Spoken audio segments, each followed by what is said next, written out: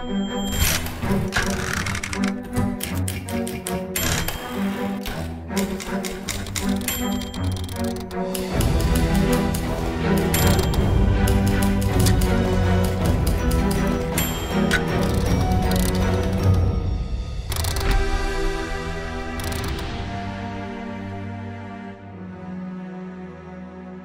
on our third week of our series, Truth Be Told. Sino yung nakakatatlo ka na? Pangatlo mo na to. Naku, kompleto mo. Come on. Okay, for those of you who's missed out on those past preaching, we have we have podcast. You can download the app. It's Victory Fort. It's both Android and App Store sa Mac, sa iPhone.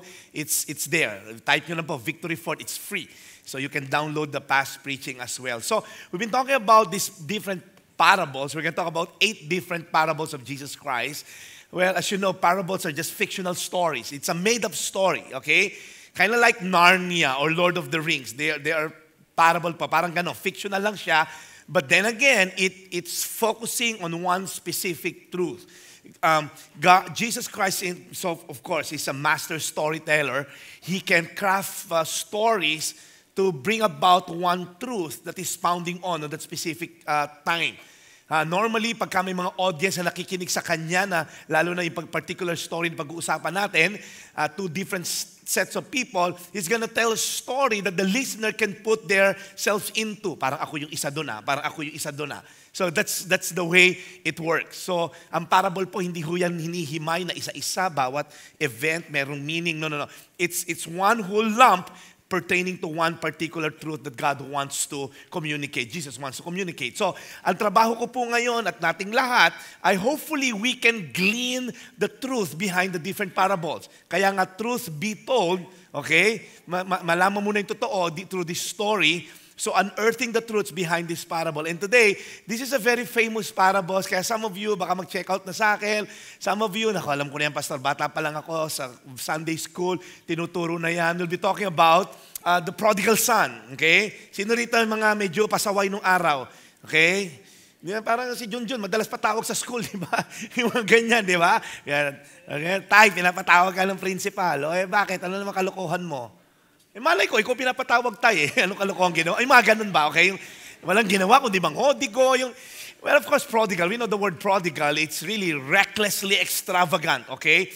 Parang lavishing, recklessly. So, pag sinabi natin prodigal, sobrang reckless in extravagance, okay?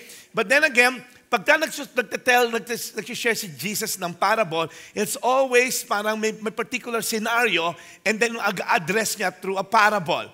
So here's the scenario before the parable was told. Jesus was he's gaining parang traction when it comes to his ministry, and people are drawing to him, even the bad people. Now, there are 2 types of people na nakikinig sa kanya, and i-divide ko rin sa audience later. Now, the tax collectors and sinners. Ba't pa hinihiwalay? Pareho naman makasalanan nung time na yun yan. Well, yung sinner, sobrang masama. Okay, yun yung mga talagang lahat ng mga sinful acts na ginagawa. Yung tax collector, sobrang sama ang tingin nila, okay? So, kaya na-offend ang mga sinners pag sinabi, ba't sinama nyo sa amin yung mga tax collector? Sinner lang kami, no? Sila sobrang sinner. Parang ganon. Because tax collectors have always been tagged as traitor sa sarili nilang nation. Because pag kami na-conquer ang Rome, kukuha sila ng mga local businessman, they're asked for bidding, sino yung mas malaking magbibid para kayang mangolekta ng tax. O ikaw na tax collector dito sa barangay na to. Fellow Jew ang mga tax collectors, kadalasan. So kaya bad trip yung mga Jews because kababayan ka namin, tinatax mo kami lahat. Paggamit ng road, may tax. Pagka bumili, may tax. Pag gumiti, may tax. Lumungkot, may tax. Lahat may tax, okay? So bad trip talaga sila sa mga tax collector. Sarili mong kababayan, talagang pinaghihirap mo kami. That's why the tax collectors have a special category. Signal number 5 sinners siya, okay? Itong mga tax sinners, 1 and 2 lang yan, okay? So, but then again, it's interesting that they were drawing near to Jesus. The gospel is so attractional that even bad people, they're hearing Jesus. Kakaiba to sa mga Pharisees. They're talking about the same God, pero iba dito sa the way Jesus spoke, may authority. Now, sa audience, okay, may another group of people. So let's just put it this way para hindi ako mahirapan, okay? Itong mga sinners and tax collector, itong nasa ground level ko. Ayan. Tingnan niyo mga katabi niyo. Tingnan niyo. Sinner dati yan. Dati, okay? So, okay?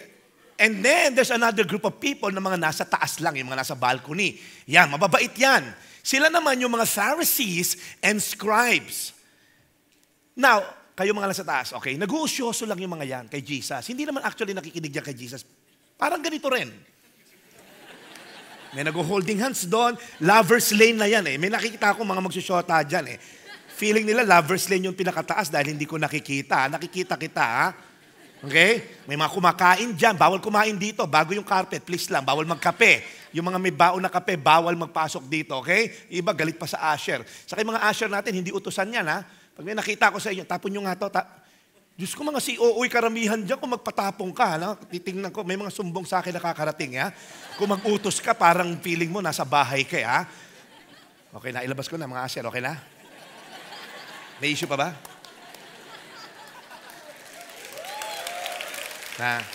Nakapula? Sino dito? Dahil nakapula eh. Yung pag dinaan sa seat nila, galit pa. Hindi ba ako kilala? Mag-name tag ka kaya para kilala ka namin lahat. Kung makatanong ka, hindi ka namin kilala, okay? Oh, nailabas ko na, okay? So, very normally, sa taas yan. Yung mga Pharisees sa taas, okay?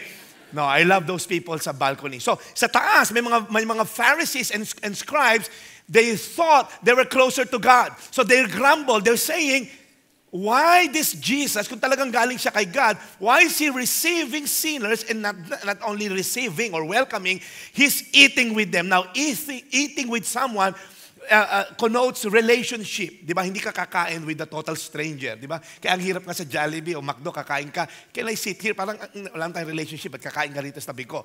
Now, Jesus was eating and welcoming those sinners. So in their mind, why are you receiving them? There's this sense of closeness and fellowship. Now, let me ask you this question. His attention for today. Who does God receive? Who does God welcome? Ano ba yung heart ni God? Are they the same the way these Pharisees are thinking? Si Jesus ba o si God, is He the same with the mindset of these Pharisees and scribes? Now, you should not receive, you should not put value to the sinners and tax collectors. Now, that's the scenario. And then Jesus didn't address it by saying, kayo naman, sobrang naman kayo reklamador, blah, blah. No. He addressed the issue through a story. It's actually a threefold stories of something that was lost. First, yung a lost sheep, very short. There's this shepherd na may 100 sheep, na wala yung yung isa, he left the 99 and looked for the other one that's missing. Nung nakita niya, nag-celebrate. And then another story about this woman who has this coin that was lost. Hinalugog niya yung buong bahay, tinaas niya lahat ng mga appliances, and when she found the lost coin, she celebrated. And now, the third story is about the prodigal son. Are you getting the picture? And we're going to study ano ba yung bina-value na to, because the Pharisees and the scribe have a perverted view of the heart of the Father, the heart of God. And we're going to study these two particular characters about what they value. Because we're going to talk about values today, and when you say value, it means importance or worth. There are things na valuable sa atin and to some hindi.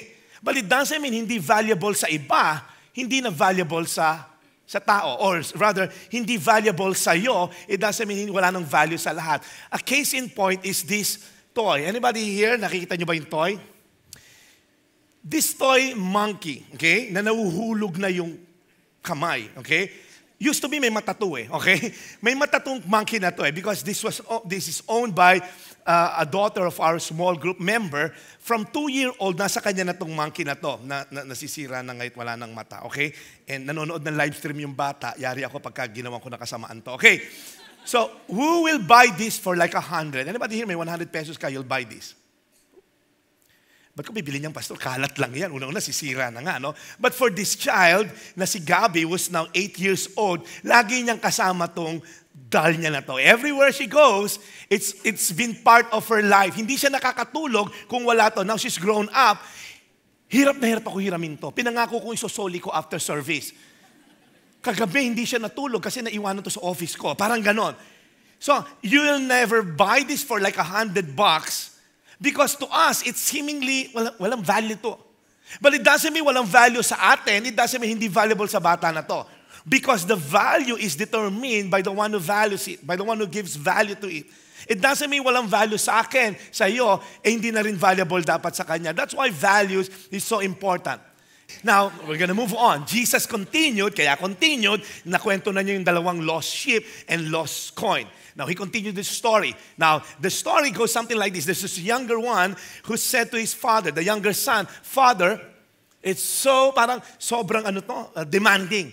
Give me my share of the estate. Wow. Now, before tayo parang, ayan na naman problema, anak naman siya. No. In a patriarchal Middle Eastern setting, a father is put with high regards. You cannot tell that to your father kung buhay pa. Yung parang, tay, ang tagal mo namang mamatay. Parang ganon, okay? But now, there's only one na parang result ng ginawa niya. When you confront your father as if meron kang death wish sa kanya, you're gonna be dragged by your own father to the public square or to the city gate and you're gonna be stoned to death. That's what you deserve for talking to your father like that. But interestingly, the father divided. Kasi it's as if sinasabi niya, Tagalogin na lang natin. Okay, yung version ko, tay, ang tagal mo namang madedo. Okay? Kunin ko na nga yung parte ng mana ko kasi kung hintayin pa kitang mamatay, baka days ko na ma-enjoy yung mga trip ko. Ganon yun. Okay, parang ganon yung sinasabi niya. Okay? That's Junjun version Bible. Okay, so, ang tagal mong mamatay, tay. So all along, all the obedience, all the finishing of the college diploma na hinano niya, it's all about asking at the perfect time, at the right time, I want to enjoy life. But I cannot enjoy it with you, in your presence. I want to go out here, live this place, and just enjoy life. Now, here's the thing. The listeners, back then, itong masa ground floor, sino kayo? Sinners and tax collectors. Sabi, mali atang move yun ng bata. Yung namang nandun sa taas, patayin na yan. Batuhin na ng buhay yan, okay? Masyadong masamang anak yan. But interestingly, nung sinabing dinivide, yung nasa taas, boo, ang labo naman ng kwento, kaya pala parabol eh. Because it never happened. A father na dinishonor mong gano'n, what you deserve is to be stoned to death. Now, he wants to leave the presence of his father thinking, hindi ako sasaya dito. So what he value, actually, yung value system niya is all about riches. He split it into two, the 2/3 para sa older son, yung 1/3 dun po sa younger son. That's how they split. Laging double portion yung panganay. Okay? Now, not long after that, hindi na tumagal. Nung nakuha niya yung pera niya, nakolekta na niya yung mga bank account niya, pinarti ng tatay, binenta lahat ng ari-arian at negosyo. Hindi lang tagal, the younger son got together all he had. Wala na siyang intensyon bumalik. Kinuha niya lahat. Anybody here, nung nag-asawa ka, and then lilipat ka na ng bahay, but you still live this, kunyari, nag-iwan ka ng boxer shorts, saka sando. Nay, kung sakaling matraffic ako, gabihin, at least tulog ako rito. Siya, walang iniwan boxer shorts. Pati yung shih tzu niya, pati yung dog food na natitira sa ref, kinuha. Talagang wala ka ng balak bumalik. Wala na tay! Aalis na ako, super yaman na ako. And he set off to a distant country, and there he squandered everything. Lahat ng pera niya into wild living. Ano yung wild living? Dabarkads, alcohol, babae, prostitute, kaliwat kanan. So, he squandered everything. Sobrang sensa niya. Mag-Instagram siya, magpo-post siya ng Facebook, meron pang hashtag, bucket list, one down, bagay siya. Okay, ano pang, mag-skydiving naman ako. As in, ubus-ubus biyaya talaga. Siyempre, mga barkada niya, wow, may mayaman tayong dabarkads. He set off the distant country, very far away sa presence ng tatay niya. Because he was thinking, I cannot enjoy life with you. Parang corny mo. So I'm gonna do it my way. And what he did, he spent everything. And after he spent everything, here's what happened. Na-realize niya, lahat pala mayroong katapusan. There was a severe famine in that whole country and he began to be in need. Nauubos din pala yung pera. So ang ginawa niya, wala na siyang pera, wala na siyang barkada, wala na siya natitira, naging taong grasa siya. He went out to hide himself to a citizen of that country and who sent him to his field to feed pigs. Now, it doesn't make sense for us dahil hindi naman tayo Jew. But to the listener back then, a Jew na hawak ng baboy is really, really very, very undignifying job. Hindi lang undignifying, unclean, dirty. Kumbaga, the story of Jesus is trying to really put the story sa yung tao, yung bata, lowest point of his life. Kasi ayaw ma-acquaint ng mga Jews sa baboy. It's unclean to them. Ito nag-alaga pa. Now, yung crowd sa balcony, tuwang-tuwa, oh, yeah, yes, Jesus. That's the story. Come on, preach it, brother. Sabi mo niya kay Jesus. Yan ang dapat talaga kahinatnan yan. Itong mga nasa babang sinner at tax collector, sinasabi ko na mali diskarte mo eh. So yung buhay niya, nababoy na. Okay? Naging taong grasa na siya. Now, he longed to fill his stomach with the pods that the pigs were eating. Biruin mo this is severe famine. Walang makain ng mga tao, much less yung mga baboy. Di ba? Much more yung baboy. Ano makakain ng mga baboy kung wala makain yung tao? Bulok na talaga yung pagkain ng baboy. And yet, he wants to eat the food ng pigs. Ganun siya kahirap. But no one gave him anything. Now, he realizes that riches is unstable. He realizes, ikaw na nakikinig dito, when you think that you're the more bank account, the higher the bank account mo, the more stable you're gonna be, it's not. The Bible says, do not put your trust or your hope in riches, which is so unstable. Mag-crash lang ang stocks. Well, ano mangyari sa pera mo? Magkaroon lang ng gera sa North and South Korea. Ano mangyari sa pera mo? What he realizes is all of these things that he put his trust into are just functional savior. What's functional savior? It functions as a savior. It will make you happy. That's where you draw your sense of identity, your sense of security, and sense of significance. Those things, akala mo BMW will give you a sense of significance or security. A functional savior is anything that replaces God into the picture. Sometimes, itong functional savior are not inherently bad. It's actually good, something that's good, but has become the ultimate. Like money is good, you can build building, you can send people to school. Pero yung pera, at all costs, I want to acquire it. Kahit illegal means, kahit mandaya sa tax, and then money becomes a functional savior. Are you following? Yung iPhone mo is good, it can communicate and all. Pero yung iPhone mo, gusto mo magka-iPhone 7, to the point mangungutang ka, to the point hindi mag-aaral yung anak mo, para lang masabi na iPhone 7 ka, it has become a functional savior. Hello? Mga single in the house, a boyfriend can be a functional savior. Pastor, tagal nga dumating eh. Yeah, that's true. Your husband can be your functional savior when you think that ultimately your husband is the ultimate provider. Na mamamatay ka pag nawala yun. That's a functional savior. In fact, it's so easy to check your heart. Look up here. It's easy to check your heart if something is a functional savior. Question, what is one thing mamamatay ka pag nawala yun? Your son? Your daughter? Your husband? Hindi rin, Pastor. Okay. So, what? What is one thing na pag nawala ka, maguguho ang mundo mo? That's a functional savior.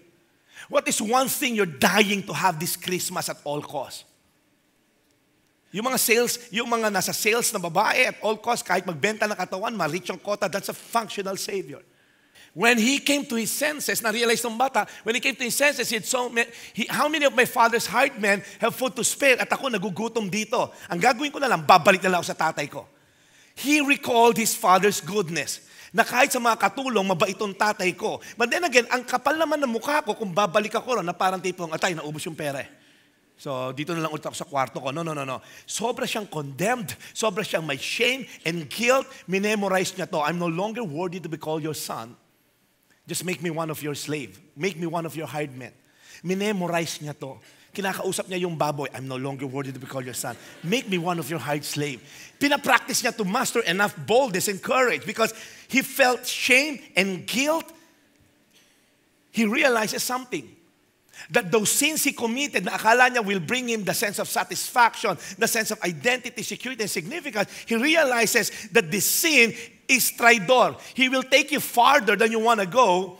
It will keep you longer than you want to stay, and sin will cost you more than you want to pay. He realizes that. Kaso parang dating huli na. Ubus na yung yaman ko. That's what sin does. Akala mo yung pornography mo ngayon? Wala naman to, Pastor. Pornography lang. I'm just admiring art. Saka, Pastor, screen lang ng TV yan. Screen lang yan ng computer. Really. That pornography will destroy your marriage eventually. That pornography will destroy the intimacy in your marriage. Pastor, ano ba naman to? Isa-isang daan lang na may kinukupit ko sa office. Stapler lang, kokomban, whatever you wanna call it. Kopong ban. Susunod niyan, iuwi mo na, ha? Printer. Nasaan yung printer dito? Susunod niya, Xerox machine. Xerox machine na wala. Paano mo na-ayuwi yun? Part by part. Doon mo binuo sa bahay, Tapos yung tinanong ka, Lester, nasan yung Xerox machine? Ewan ko, baka naman na-misplace. Xerox machine na misplace. Huli na. Mauhuli ka na, matatanggalan ka ng trabaho because that's what sin does. It's so expert in taking you farther, keeping you longer, and costing you more than you want to pay. Huli na. But then, ang sabi niya, kapal na mukha ko kung babalik ako anak. Babalik ako ron as a slave. Now, here's what happened. Look up here. Because dito nagaganda yung sitwasyon. Yung nasa taas, sinasabi, bumalik ka. Para mabato ka ng buhay. Makikibato kami, Jesus, kung nasan man yan. Ito mga nasa baba, huwag kang babalik. Yan ang pinakamasama mong desisyon na gagawin. Huwag kang babalik. Because what's waiting for you there, you don't want to experience it. But he decided to come back. And then, he got up and went to his father. While he was still a long way off, yung tatay niya nasa porch. Naghihintay. May dalang kape. He was there. And he realizes, based on the story, that the father's heart is a longing heart. He's longing for his son. Kung saan niya iniwan, nung hinatid niya sa airport, anak, mag-ingat ka, para may pera na yan, palaguin mo, huwag ka masyadong magagastos, last money mo na yan. So, nung hiniwalayan niya, the same spot he was waiting every day. I don't know, maybe the younger son is expecting something like yung tatay ko, nasa lazy boy niya, nagtatawa na sila ni kuya. No. The father was waiting. He's waiting for the son's return to the point meron siyang fattened calf. Yung pinataba niya yung calf because one day, the father knew, apart from my presence, hindi ka sasaya. Apart from my presence, you cannot experience true life. You may enjoy sex outside of marriage, but one day, pag may AIDS ka na, babalik ka sa akin. Because you can never experience ultimate life. Life beyond you can even imagine, to the max, to the full, apart from me. And the father, filled with compassion, he ran. Now again, when we're reading this, it seems like, tumakbo. Now, again, it's a 2,000-year-old Middle Eastern culture which we cannot relate. He ran means, running is very undignifying. Hindi yung tumatakbo ang man or woman of authority. Well, man of authority back then. Hindi mo siya pwedeng madaliin. Hindi tumatakbo yung mga man of authority. They never run. Yung mga tao, sumasabay sa facing niya. Imagine, mamadaliin mo ba si President Obama? Mr. President, bilis, alis na yung aeroplano. Bilisan mo naman, ano ka ba, Obama? Walang gumagano kay Obama. Kung gusto niya maglakad, makipagkwentuhan, maghihintay yung piloto. Now imagine mo, Queen Elizabeth, pwede mo ba madaliin? Kanina pa, Queen Elizabeth, hintay na, walang pwede magmadali sa kanya. And in this situation, ang may kailangan yung bata, yung anak. But then filled with compassion. He ran to his son, threw his arms around him and kissed him. The word kiss, hindi po yung kiss na beso-besong alam natin. Ibinaon niya yung mukha niya sa balikat ng anak. There was this longing for his son to come back. For he knew his son cannot find that happiness apart from me. Now we realize, the listener, yung nasa taas, na-realize yung mga nasa taas, boo! Kalokohan yung kwento mo. Nagtayuan na siguro. Just imagine, nagtayuan yung mga fans. Boo! Kalokohan yan. Kaya para boss, kalokohan. Woo! Nagtayuan sila. Gusto na lang umalis. Because they realize that the father's heart is a loving heart. Because at this time, the story, yung mga nandito sa baba, nakaka-relate na sila ron sa younger son. Tayo yun Tayo yung tumatalikod sa Panginoon. Tayo makukulit. Tayo may law siya. Ayaw natin sundin. So they're expecting something. Biruin mo yung tatay, atin-atin lang to. Binaon yung mukha doon sa, humagulgol, umakap. Unang-una, yung anak niya, amboy na. Amoy baboy na siya. Okay, so, paano? Amboy na, hindi American boy. Amboy. Parang, ang baho. Ang baho ng bata. Taong grasa na nag-alaga ng baboy. Hello, very, very rare commodity ang tubig back then. Wala talagang ligo. As in talagang taong grasa na amoy baboy. Inaka. Tapos yung bata naman, dirindiri. Dad, ako nga dirindiri sa sarili ko I so miss you.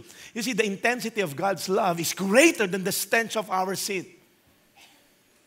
The intensity of the Father's love. Sabi ni Pastor Christian Flores, is greater sa baho, sa alingaw-ngaw, sa alingasaw ng kasalanan mo because sin sucks. Ikaw na namumuhay sa kasalanan ngayon. Sa una lang masaya yan. Believe me, I've been there. Sa una as if, wow, ang saya, nakakapandaya ka ng tax, nakakapambabae ka, kaliwat kanan, nakapanloko ka, yung unforgiveness mo sa heart mo, sa una lang masaya yan. Eventually, it will cost you more than you want to pay. It will drag you down because that's the nature of sin. Sin kills. The wages of sin is death. And then sinabi niya, Dad, wait. Father, I have sinned against you. I've sinned against heaven. Hindi na ako worthy to be called your son. There's this genuine repentance. There's so much remorse in his voice. Just thinking of the shame and embarrassment na dinala niya sa pamilya. Now, this is not just a family issue. It is a community issue. Napaya yung tatay niya sa buong barangay, sa buong syudad. Ikaw ba yung may anak na hiningi yung yaman at winalda sa mga prostitute? Ay, ikaw pala yung tatay noon. Wala kang kwentang tatay. Ba't mo binigay? Sana pinabato natin sa public square. And then there was this genuine repentance. Hindi na ako worthy to be called your son. Look up here. What the son is expecting, kung tatay niya is just, a just father, ipapabato siya sa public, sa city gate. A just father, yon. Kaya sabi niya, hindi, babalik ako. Yung tatay ko is merciful. A merciful father means you will not get what you deserve. Okay, justice means you get what you deserve. Stoned to death. Mercy, you will not get what you deserve. At best, a merciful father will say, ang kapal na mukha mo, bumalik ka pa. Lumayas ka na lang. Hindi kita papapatay, pero lumayas ka na lang. Sige na, lumayas ka. That's a merciful father. Inilagay niya, yung tatay niya, gracious. Tatanggapin ako kahit katulong. So nilagay niya yung tatay niya sobrang bait, hindi tatay niya just, hindi merciful, but his father is gracious. Tatanggapin ako noon, I will get what I don't deserve. That's grace. So tatanggapin niya ako bilang katulong. But lo and behold, more than yung grace ni God. It says here, but the father said, no, you're not going to be a servant. Quick. Everybody say quick. Bring the best robe, put it on him, the ring on his finger, sandals on his feet. God's idea of grace is beyond what we can think of. The sonship was restored in no time. You don't have to work for your sonship because a father's heart is not just a longing heart. He's not just a loving heart. A father's heart also is a gracious heart. What he's thinking is, I'm no longer worthy to be called your son. I have put so much shame and pain. I'm so guilty of my sin. I'm so condemned. I'm no longer worthy to be called your son. But the father said, quick. Okay, dali mo yung robe that symbolizes a son because slaves have no robe. Bigyan mo ng ring that symbolizes authority. You can never transact without a ring. Pagka nagbenta ka ng ari-arian, yung ring mo ang magsiseal dun deal. And also, a sandals on his feet. So there was a complete restoration. So what the son values is riches, the father values relationship. Wow. In fact, sabi ng tatay, he divided. Ako baka wala issue sa kanya pera. Okay, wawalan ako ng pera. Okay, basta masaya anak ko. And then he bring the fattened calf. Dali niyo yung fattened calf. Let's have a feast and celebrate. For this son of mine was dead and is alive. He was lost and is found. So they begin to celebrate. Tinawag yung banda. Kumakanta lang, celebrate the time. Come on. Mga ganun na sila. And then everyone is partying. Because the value system of the people on the balcony are faulty. They thought that God will never value sinful people. They were wrong. The value of the sinners and tax collector are already set by the Father. Mahal sila ng Father. Now this question is for you. Where do you draw your value from? Saan ka umuhugot ng sense of identity, security, and significance? Because to some of us na sinful, we're thinking, I feel I'm not valuable sa mata ni God. Sa ginawa ko, Jeff, you don't know me. Ang dami ko nagawang masama sa buhay. You see, this 1,000 peso bill, how much value pa rin na to pag dinala mo sa may 7-Eleven? Same 1,000. That's the point. Sometimes we've been crushed by sin. We've been crushed by the enemy. We've been spitted by the devil left and right. Sa dami mong kasalanan, nag-live-in ka, sa pornography ka, may unforgiveness ka. I'm telling you something. Your value doesn't diminish. You're still the love, the apple of God's eyes. He's still the one that created you with fearfully. Come on, let's give God praise. Fearfully and wonderfully made. So no amount of sin will diminish yung value mo. Because God values you at your worst. When you were born, the Bible says you are fearfully and wonderfully made. Your value didn't diminish because of your past. God values you. Now, on the other hand, yung panganay na anak, we don't have the time to discuss the panganay na anak. Pero siyam naman puro work kay God, work for the Father, and yet he saw himself as a slave as well. Akala niya doing something for God will increase his value. I'll tell you something. Here's a 1,000 check. Hindi ko alam kung sino si Toto de la Cruz, okay? May 1,000 si Toto de la Cruz na check. Imagine, yung nagbayad sa kanya, i-encash pa niya sa Sample Bank, kung saan branch siya, sa Bacolod. Nasa Manila siya, ang weird naman, 1,000 sa Bacolod pa i-encash. Now, here's the point. In-encash niya yan sa Bacolod, sumakay ng barko, and then 3 araw na stranded sa dagat, and then nasira pa yung barko, nilangoy niya ng 3 araw, papunta sa Pangpang. Pagdating sa Pangpang, wala na siyang pang-taxi sa Bacolod, nilakad niya ng 3 araw. Imagine, nandun siya sa may teller. Hindi mo alam ang hirap ko rito. Ang dami kong ginawa para ma-encash to, para makarating dito. Siguraduhin mo mas mataas to sa 1,000. Yung teller, ano ho yun? Magkano ma-encash mong value? 1,000 pa rin. It doesn't matter kahit gano'ng effort nilagay mo doon because it will never change the value. Hello? It's the same thing. Some of you here, you're so into churchy activity. And you're thinking by doing good works, by volunteering here, by being a victory group leader, there's a thin line that separates. Sometimes we're doing it for God or you're doing it for yourself. I'll tell you something, whether ikaw yung nasa 1,000, ang dami mong kasalanan, whether ikaw yung check and ang dami mong ginagawa for God, the value of these two illustration were already set by the one who made it. Set na yan. Yung ating central bank ang nagse-set ng value na 1,000. A value is determined by the one who wants to value, that we give value to it. A case in point, this painting, how much will you pay for this painting? This is a Coca-Cola painting by Andy Warhol in 2007. Guess what? Magkano ito nabili? I tried to bid. Hindi ako umabot because it's $57 million, okay? How about this one? Pastor, parang blackboard yan sa elementary class. Okay, no? It's an entitled 1970 by C. Twombly. Hulaan nyo, magkano itong nabiling painting na to? Hulaan nyo lang. Tama ka, $69.6 million. Who will buy $70 million para dito? This one, this painting by Jackson Pollock was completed in 1948. Nasa auction siya held in New York City on November 2, 2006. How much you will pay for this painting? Parang kaya to ng anak ko. That's $140 million. Wow! Why are this painting ridiculously valuable? Because value is determined by how much someone is willing to pay. Your value is never determined by yourself. It's determined by someone who's willing to pay for that, for you, for me. An iPhone's value is determined by someone who's willing to pay. Your value, I'm telling you right now, how much is your worth? Well, let's see who paid for your salvation. He who did not spare his own son, but gave his one and only son for you and me. God is willing to go all the way to the point of giving up his one and only son. That's how much valuable you are. Kaya ikaw na binobola ka ng boyfriend mo, sabi, hindi mo ba alam kung sino ako? I'm the daughter of the King of Kings and the Lord of Lords. Bobolahin mo lang ako. You are valuable.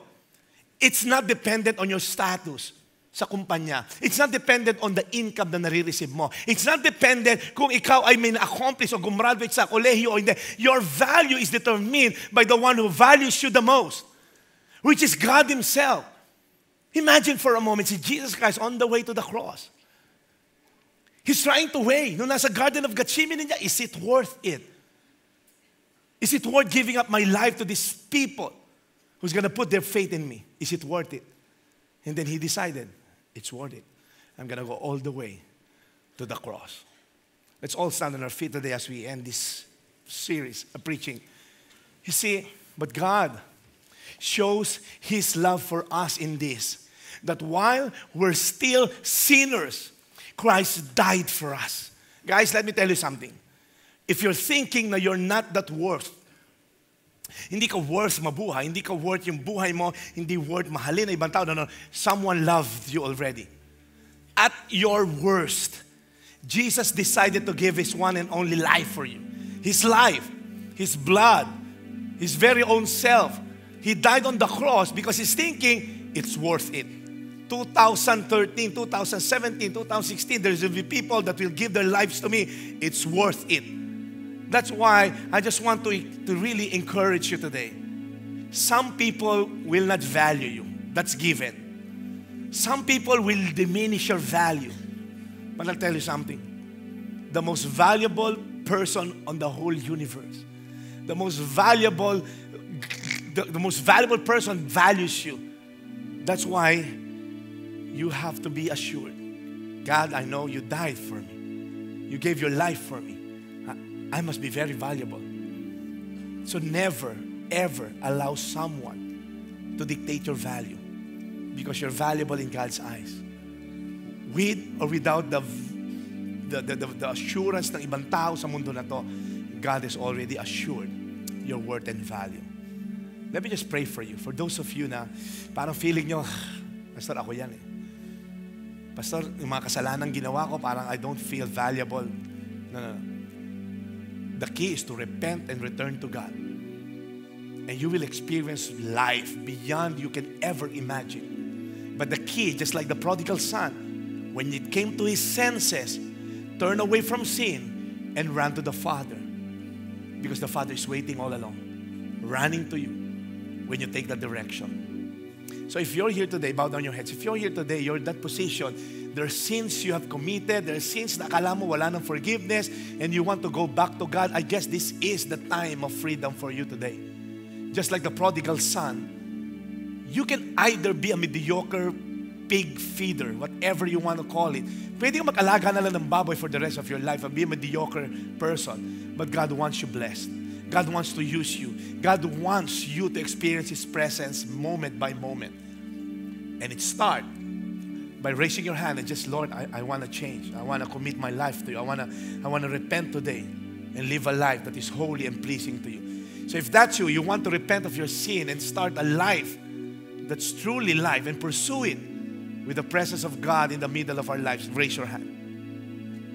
Yes. Come on. Mga nasa taas, marami dyan. Yes. Lord, we thank you for giving us this opportunity, a reset button for lives to really focus on you. Help us, Lord God, to see you beyond the problem. Lord, whatever, Lord, is enticing us, Lord, this worldly enticement, this world offers a lot, Lord God, that is totally opposite to your will and purposes. Lord, help us to say no to sin and say yes to you alone. Father, give us the grace. Lord, yung mga tao na nandito na nasanay na, it has become their norm. Yung mga tao nagli-live in and they try to justify it. Lord, in the name of Jesus, give them the grace to just pursue holiness and righteousness. Sa mga taong nag-harbor ng unforgiveness, sa mga taong nandadaya sa tax, sa mga taong may full of pride, Lord, in the name of Jesus, release them today and focus on you alone. Once we have you, we have everything. So, Father, just like the prodigal son, help us to repent of our sin, run to you.